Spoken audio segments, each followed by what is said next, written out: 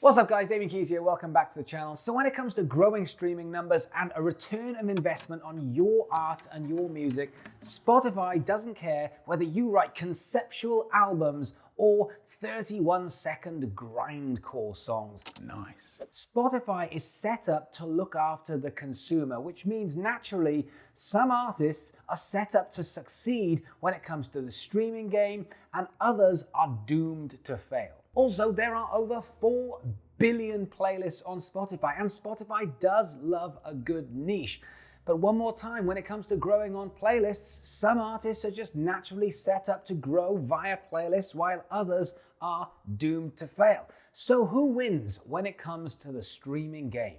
So the first thing to know is Spotify doesn't register your song as an official play unless someone has listened to your track for more than 30 seconds. So unless you are getting straight in with that track, you might have a problem where people are leaving. For example, if you've got 30 seconds of swooshing air, or maybe you just play jazz music because, nobody wants to listen to more than 30 seconds of jazz.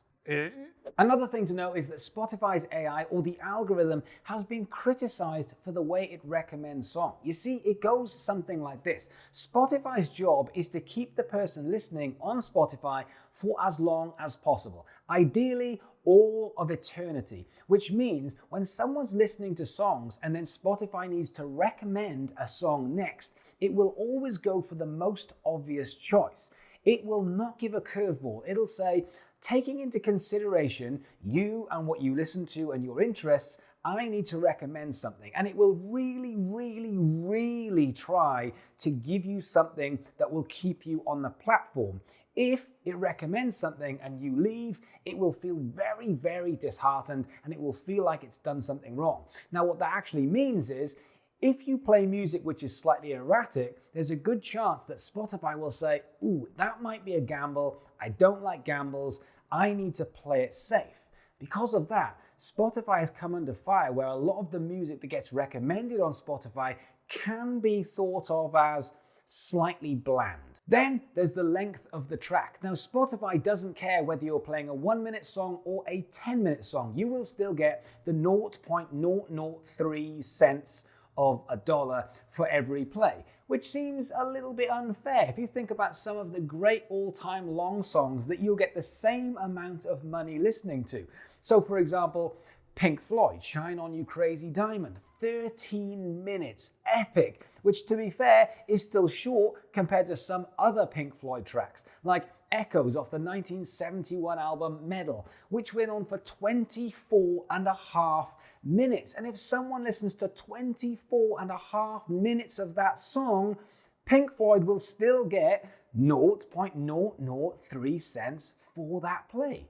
And this carries on through other genres which traditionally have longer music. For example, prog rock and prog metal tends to have over 6 minutes on average for a song. If you're looking at ambient electronic music, which tends to average around 5 minutes 45 per track, these are long tracks. Then you've got all of your metals, your death metal, your thrash metal, your doom metal, your clowncore, your Jenga. I don't know if Jenga's a metal, but probably is. It sounds like it should be.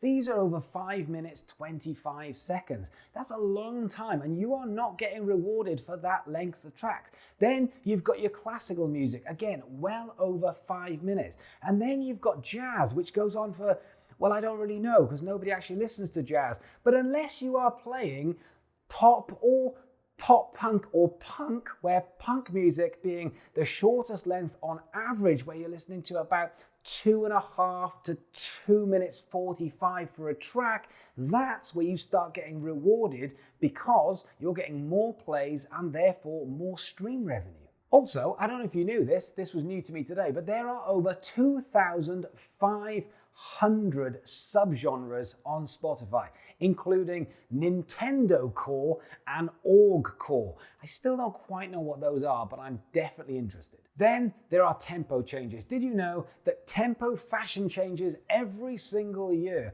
And this year in 2020, we have had the fastest tempos within the last 10 years. In fact, they are up 20 BPM on 2017. We are now averaging 124 beats per minute on average on the most popular tracks. which means they're up from 104 from 2017. So if you want to set yourself up to succeed when it comes to Spotify streaming, what have we learned so far? Well, we've learned that you need to start your track with a bang, but not too much of a bang because people tend to like more boring music. So maybe a kind of bit of a bang so that you can get onto playlists. Then we've learned that you should be writing songs at 124 BPM and that you should be doing punk music, but not too much punk music because that's a bit too raw. So maybe pop music, but with a little bit of an edge. And on top of that, we've learned that you should never play jazz. The other thing we've learned is that you should definitely be managed by Scooter Braun because his artists, Justin Bieber and Ariana Grande, are the two most listened to artists on Spotify in 2020 with over 70 million people listening every month. Okay, so before you guys start getting all angry with me and you start getting in the comments and you start calling me a bellend, this is just for fun, this is just some research and it's just an experiment. But I don't know about you, but this has really flagged up some problems with the business model. For example, if you are writing 8-minute songs, which an audience is getting a lot of pleasure out of, you are missing out on potentially 4 times the amount of income that a pop or punk artist writing a song which is 2 minutes, and that feels, well, it just feels a little bit unfair to me. To put that into perspective, the 24-minute track that Pink Floyd wrote in 1971 is the same length as the entire Beach Boys album Wild Honey of roughly the same time, meaning that one artist would get 12 times the amount of income that a conceptual track would get, but that track would go down in history.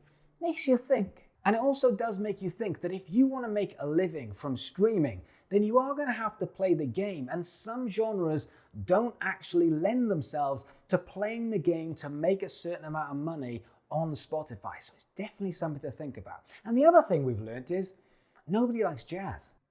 So guys, thank you so much for watching. If you can do me a favor, hit that like button. I'm sure if you like jazz, you're probably going to hit the other button. But also, why don't you hit that subscribe button and come and be a part of this community because I'm so proud of what we're building. And also, if you want to work with me more one-to-one, then why don't you check out DK Music Business Academy, which is in the link in the description. And I will look forward to seeing you guys again soon.